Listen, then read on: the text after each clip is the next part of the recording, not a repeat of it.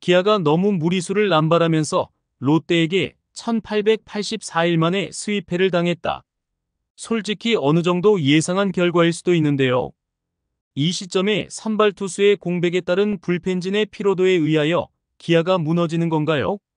이범호 감독은 선발 마운드의 공백으로 인하여 위기감을 느끼고 어느 정도 전력이 복구될 때까지는 버티는 야구를 하겠다고 선언했는데요. 실제로 버티는 야구인지 아니면 무리수를 두고 있는지 판단이 잘 되지 않고 있습니다.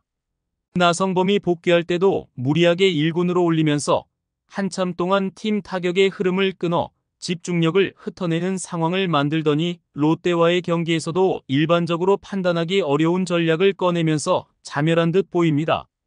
결국 결정은 감독이 하는 것이 맞지만 팬들이 보기에는 형님 야구의 희망 야구를 하는 것처럼 보이는데요. 롯데에게 수입패를 당한 원인과 기아의 현재 전략의 문제점에 대하여 한번 분석해 보겠습니다.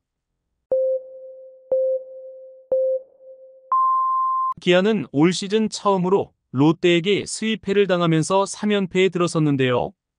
2위 NC에게 수입승을 따내면서 상승했던 분위기를 다 날려먹으면서 이제는 연패를 끊는 것을 걱정해야 하는 상황에 이르렀습니다.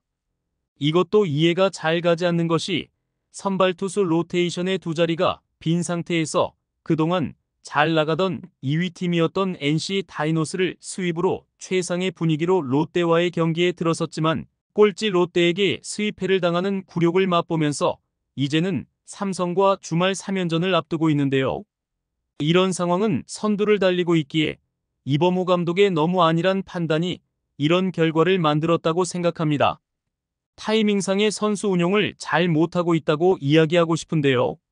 21일 롯데와의 1차전에서 무실점으로 완벽 투구를 펼치고 장현식으로 교체가 되었던 7회의 상황에서 선두타자 노진혁의 몸에 맞는 볼로 출루를 시켰지만 연속되는 2명의 타자에 대해 아웃 카운트를 잘 잡았는데 곽도규로 교체할 것이 아니라 계속 장현식을 유지시켰으면 어땠을까라는 의문도 듭니다. 결국 곽도규로 교체되자 마자 폭투로 3루에 보냈고 김민성과 황성빈까지 연속으로 볼넷을 주면서 만루 상황에 이르게 되었는데요. 결국 윤동희에게 적시타를 맞으면서 경기가 뒤집혔죠. 그리고 두 번째 폭투로 황성빈과 윤동희마저 홈으로 들어와 롯데로 완벽하게 분위기가 넘어갔습니다. 또한 경기 운용에 있어서 초보적인 모습이 많이 보이는데요. 또한 선수들도 잦은 교체에 실책을 많이 하기도 하죠. 이일이의 부상으로 인하여 한 달 이상 경험이 부족한 2명의 선수를 대체 선발로 출전시키는 것도 이해할 수 없는 조치입니다. 실제로 완벽히 검증이 안 된 상태로 희망회로를 돌린 것이 아닌가 싶습니다. 이일이와 임기영이 둘 다 빠진 상황에서 당황했었을 것으로 보이는데요. 아마 시즌 시작 전에 선발 투수가 이탈한다면 임기영이 대체한다는 계획을 가지고 있었을 것입니다.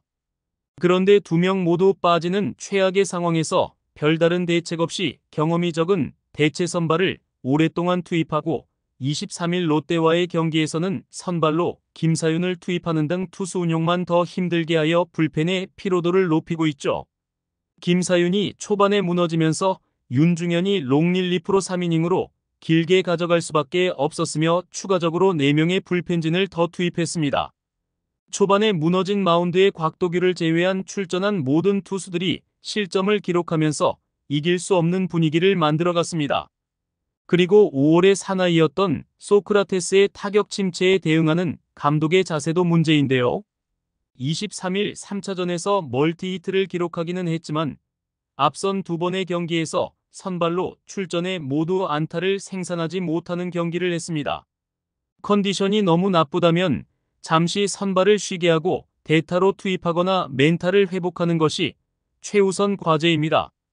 나성범의 상황에서 볼 수 있듯이 이범호 감독은 믿음의 야구, 일명 형님 야구를 하는 경향이 있는데요.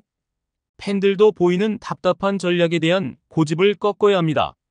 선두를 유지하고 있기에 팬들의 비판적인 의견에 대하여 버틸 수 있었지만 만약 1위 수성에 실패를 한다면 모든 화살이 이범호 감독에게 쏠릴 것으로 보입니다. 일단 선수에 대하여 믿는 상황은 나쁜 것은 아니지만 현재의 상황에서 너무 안일한 판단으로 밖에 보이지 않죠. 윌 크로우의 이탈로 인하여 교체가 아닌 대체 외인 투수를 구하는 것에 대하여 어중간한 선수를 영입한다면 없는 것보다 못하다는 이야기를 했는데요. 현재의 상황과 비교해보면 어불성설의 말입니다. 나성범의 급한 복귀에서도 볼 수 있듯이 너무 베테랑들에게 의존하는 경향이 짙은데요. 4월 28일 갑작스럽게 복귀를 한 뒤 5월 12일에는 타율이 8푼까지 떨어졌으면 홈런이 나와서 부활을 알린 5월 14일까지 거의 2주가 넘는 경기에 투입하는 동안 기아에 잘 나갔던 타격 집중력의 흐름을 많이 끄는 것으로 보입니다. 지나고 생각해보기는 하지만 나성범의 타격 침체가 없었다면 새해 4경기는 더 승리를 했었을 수도 있었을 것입니다. 복귀 이후 5월 중순까지 타격감도 찾지 못한 데다가 계속 중심 타선인 3번에 선발 출전시키면서 비판이 최고조에 이르렀지만 이범호 감독은 좀 늦어지지만 나성범이 컨디션을 되찾을 것을 믿는다며 형님야구의 표본을 보여줬습니다. 여기에서 초보 감독의 리더십이 보이는데요. 이범호 감독이 말했던 것처럼 만약 실전 감각이 부족해서 타격이 살아나지 못하다고 생각한다면 나성범을 중심 타선에 그렇게 계속 출전시켰으면 안 되었을 것입니다. 원칙상 2군에서 감각을 찾은 것을 확인하고 1군으로 올라오거나 고집대로 1군에서 적응시키기를 원했다면 9번에서 한 번씩 출전하거나 아니면 대타로 오랫동안 팀의 타격 집중력에 영향을 최소화하는 방법을 택했어야 했습니다. 이범호 감독은 나성범의 이름값 때문에 같은 팀의 위안이 되고 상대팀 투수는 위축이 된다고 이야기했지만 그 당시에 나성범은 무섭지 않았을 것입니다. 80년대생 최초의 감독이라고 언론에서 띄워주니까 너무 어깨에 뽕이 들어간 것 같습니다. 감독으로서 고집을 부릴 수는 있습니다. 하지만 결과에 승복할 줄 알아야 합니다.